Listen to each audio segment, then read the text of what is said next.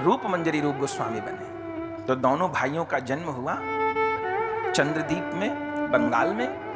पिता का छोटी आयु में देहांत हो गया था, तो दादाजी ने पाला था आपको। दादाजी बहुत धनवान थे, दोनों अपने पोतों को बहुत अच्छे से पढ़ाया लिखाया। उस समय जो जो भाषाएं चलती थी वो सब, और शासन व्यवस्था में रूप सनातन जी के दादाजी का बहुत प्रभाव था। तो रूप सनातन जी पहले नाम था अमर और संतोष, जो दादाजी ने नाम रखे थे। राजा के यहां रूप गोस्वामी जी प्रधानमंत्री के पद पर और सनातन गोस्वामी जी राजस्व मंत्री के पद पर नियुक्त हुए।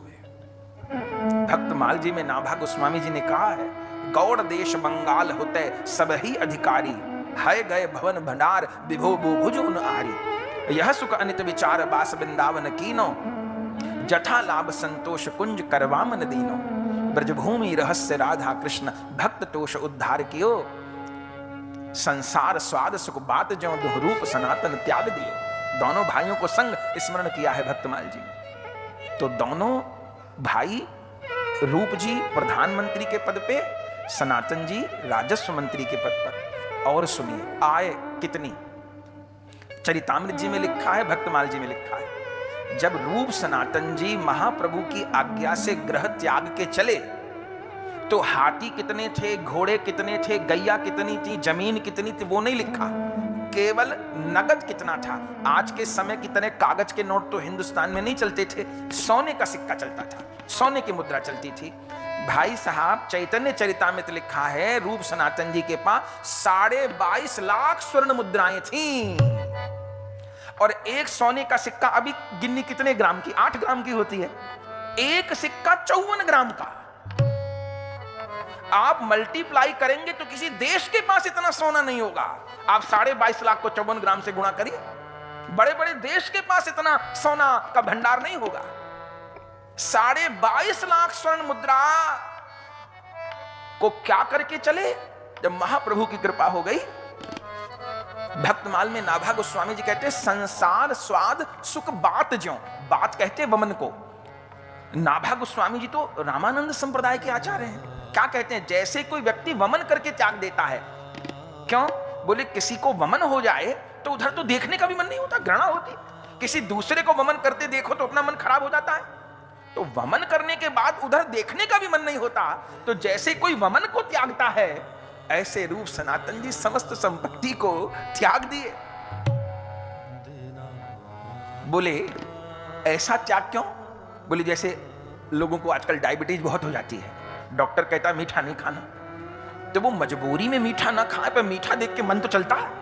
लड्डू को देख के, रसगुल्ले को देख के, बालूशाही को देख के लगता है भाई हम भी लोग खाते, तो क्या करें, डॉक्टर ने मना कर रखा है। ऋतु के आम आए मीठे मीठे, बहुत मन कर रहा है पाले, तो क्या करें, शुगर बढ़ जाएगी।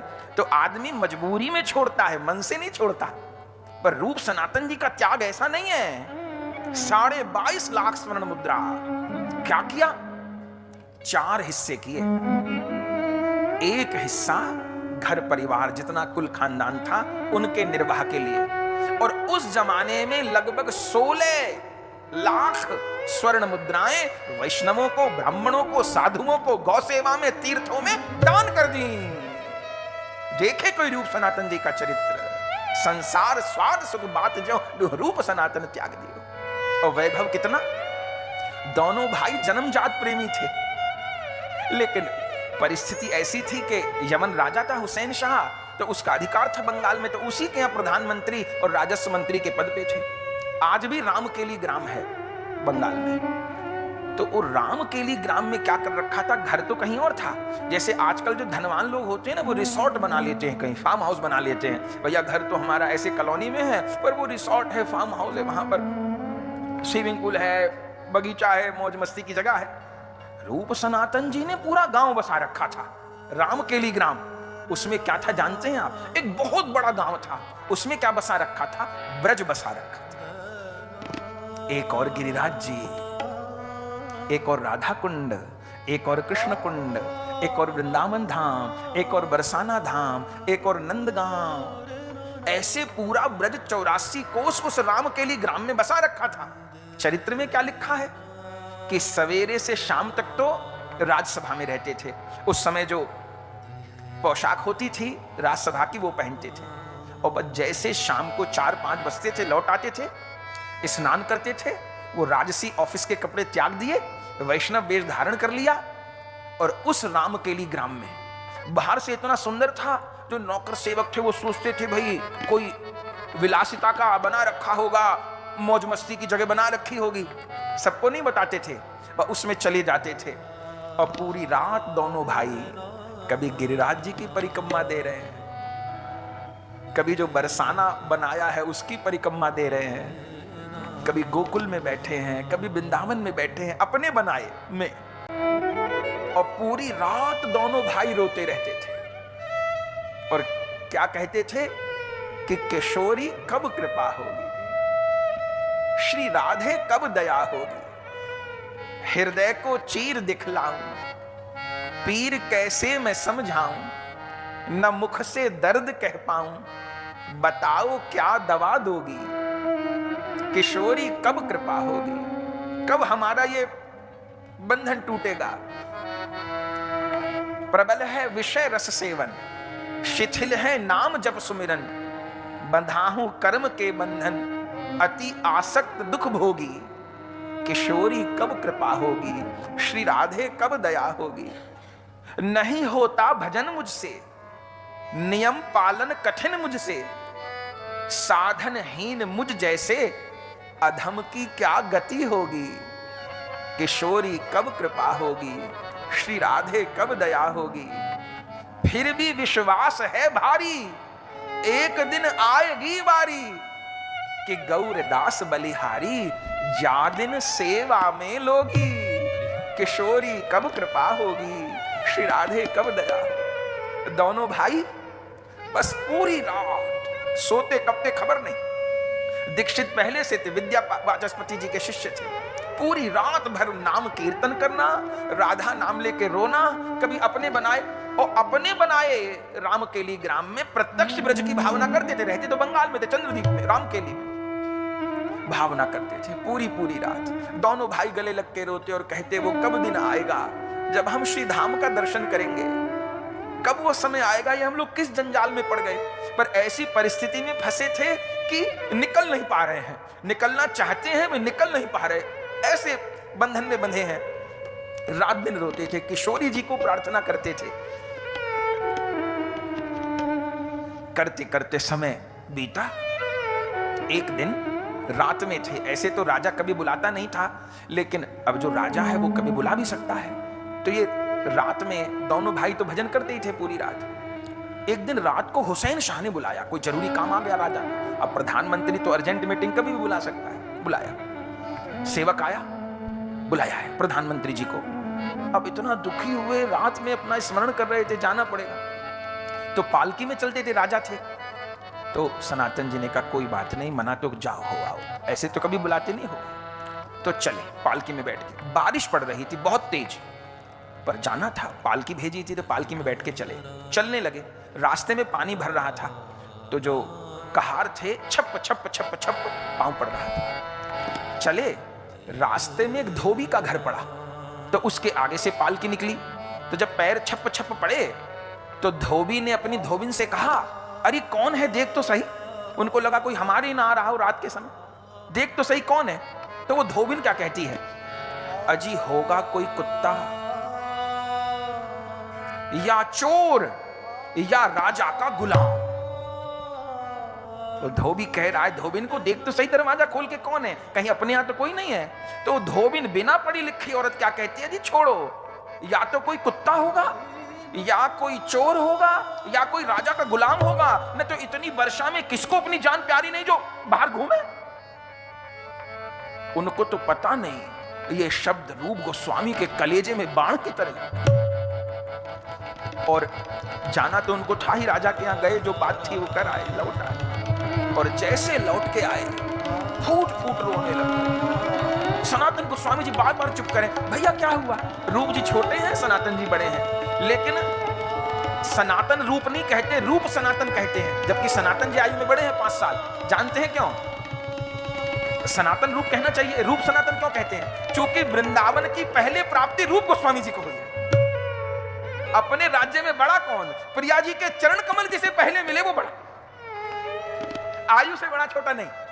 जबकि आयु में सनातन बड़े भाई हैं, रूप जी छोटे भाई हैं, पर जीवन भर रूप जी को बड़ा भाई मानते रहे, अपने को छोटा भाई मानते रहे। इसको महाप्रभु की कृपा पहले प्राप्त हुई, इसको श्री जी की कृपा पहले प्राप्त हुई, तो कभी प्रणाम नहीं करने देते थे छोटे भाई को, ना तू बड़ा। तो सनातन जी संभाल रहे, भैया क्या हुआ क्या हुआ? कुछ राजा ने कुछ कह दिया, बोले नहीं क्या हुआ? तब रो रो के सारी बात बताई। वो धोबी ने पूछा, धोबिन ने बोला, तो सनातन जी ने कहा तो वो बात लग गई तुझे? बोले हाँ, मुझे ये पूछना है भैया कि कुत्ता, चोर और राजा का गुलाम, ये तीनों एक ही स्तर में है। वो तो बिना पढ़ी लिखी औरत थी, लेकिन मुझे इसका सार बताओ। सनातन जी ने कहा, देख भाई, झूठ तो मैं जीवन में बोला नहीं, पर उस धोबिन ने सत्य ही कहा। तो कुत्ता क्यों कहा?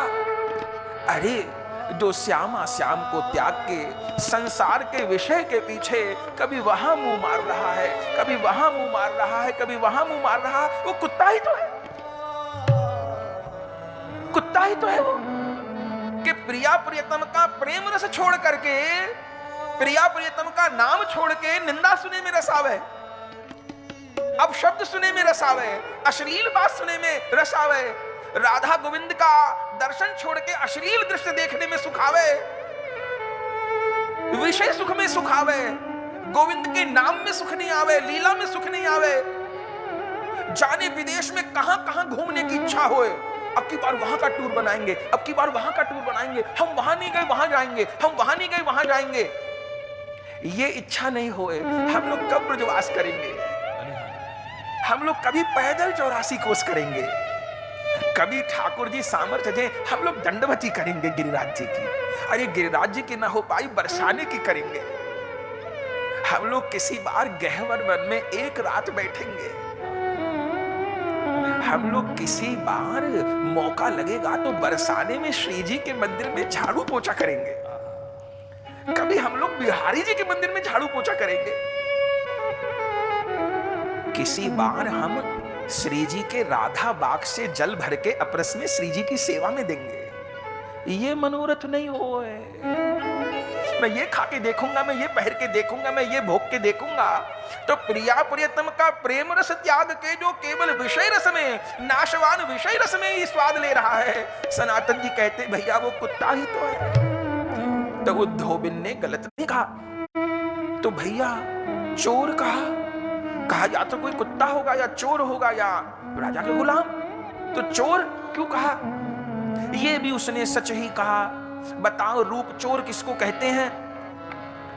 बोले जो पराई वस्तु पर मन खराब करे, नियत खराब करे, पराई वस्तु को अपना माने, सो चोर। तो चोर क्यों कहा? बोले जो जीव अपने प्राणधन श्यामा श्याम को अपना न मान के पराये शरीर और पराये शरीर के संबंधों को ही अपना माने, वो जीव चोरी तो है। तो गलत गाली तो नहीं दे दी। वो जीव चोरी है जो नाशवान वस्तु को तो अपना माने, लेकिन अविनाशी जो सदा सदा मेरे हैं उनको अपना नहीं माने। जो सदा साथ रहे वो अपना है, जो बार बार साथ छोड़ दे वो अपना है। जो सदा साथ रहे वो अपना है, जो बार बार साथ छोड़ दे वो क्या अपना है? तो ये शरीर तो बार बार साथ छोड़ता है। जाने मेरे कितने शरीर बदल चुके, लेकिन मैं शरीर को ही अपना माने हूं, मैं श्यामा श्याम को अपना नहीं माने हूं। तो जो पराई वस्तु को अपना माने भैया उसको चोर कहते हैं। तो उसने यदि हमको चोर की गाली दी तो बुरा ना मानो, सच ही कहा। और उसने फिर तीसरी बात कही कि या तो कुत्ता होगा या चोर होगा या राजा का गुलाम होगा। तो राजा का गुलाम कुत्ता चोर की श्रेणी में आता है। हाँ, जो प्रिया प्रियतम की गुलामी छोड़ के किसी विषयी पुरुष की गुलामी करे वो फिर निंदनीय तो है ही, वो निंदनीय तो है ही।